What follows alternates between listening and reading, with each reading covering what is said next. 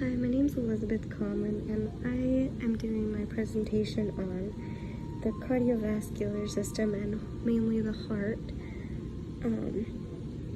So ever since I was young, I've always been interested in the heart. I just think it's so amazing and how it keeps us alive by pumping blood throughout our body every day and just beating. So my first slide, I kind of talked about what the cardiovascular system is. It is what keeps the blood, as I said, pumping throughout our body, and it makes sure it gets to the organs it needs to. So the major organ of the cardiovascular system is the heart. So the heart is located within the thoracic cavity, medially between the lungs and the mediastinum. So it is separated from the other mediastinal structures by a tough membrane called the pericardium or pericardial sac, and the pericardial sac is what surrounds the heart. The dorsal surface of the heart lies close to the bodies of the vertebrae, and the anterior surface sits deep to the sternum and costal cartilages. The great veins, the superior and inferior vena cava, and the great arteries, the aorta, and the pulmonary trunk are attached to the superior surface of the heart, which is called the base. So the superior surface of the heart is the base. The base is located at the level of the third costal cartilage. The apex lies to the left of the sternum, between the junction of the fourth and fifth ribs, near the articulation with the costal cartilages. The right side of the heart is deflected anteriorly, and then the left side of the heart is deflected posteriorly. And then after that, I moved on to the anatomical description of the heart. So the heart is a muscular organ.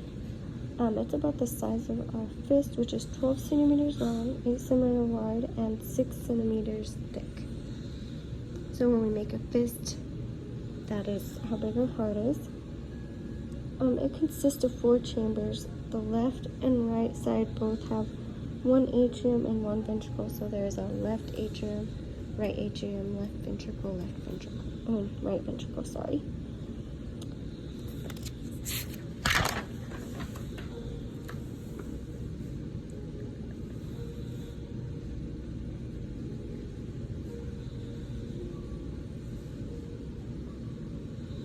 So the wall of our heart has 3 layers, and the layers are the outer epicardium, the middle myocardium, and the inner endocardium. The endocardium and epicardium are the thin layers, and the myocardium is made of cardiac muscle fibers, and it's thick. And then the pericardium is the outermost layer that surrounds the entire heart, so it's the pericardial sac.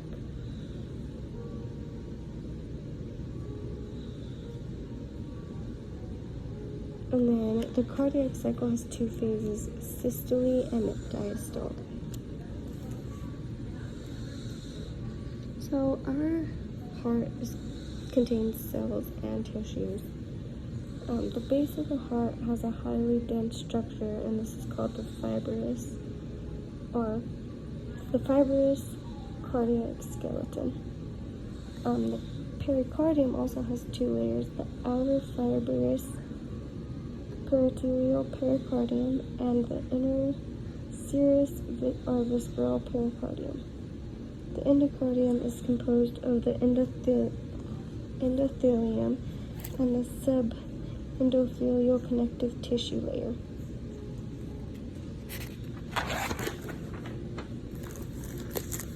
Now, onto the function of the heart. So the heart is responsible for pumping blood and distributing oxygen and nutrients throughout our entire body. The 2 atria receive oxygen-free blood. The ventricles pump oxygen-enriched blood into each organ of the body, even the smallest cells. The The veins bring oxygen-free blood back to the heart, and the arteries bring oxygen-rich blood away from the heart and to other body parts. The cardiac cycle is the heart's blood pumping cycle. And this cycle ensures that blood is distributed throughout the body. 5.6 liters of blood circulate the body, and 3 cardiac cycles are completed in a minute. And then our heart maintains homeostasis by pretty much pumping blood throughout our body. If our body did not receive blood, or if our heart started pumping, we would die. The heart pumping is essential, and if there's like any missed like beats in the heart or anything,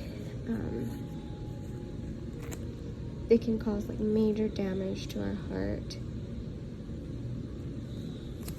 And then in Bio 201, I studied the nervous system, and the nervous system and the cardiovascular system work hand in hand together to make sure that the body maintains homeostasis.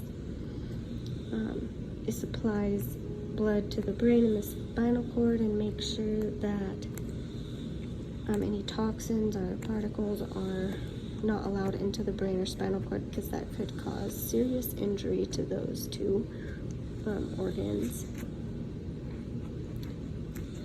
And our heart is just a really major organ in our body, and it was really interesting to learn more about it. I really enjoyed it, and I feel like I have a much better understanding of our heart and how it works, especially with other systems, to make sure our body maintains homeostasis.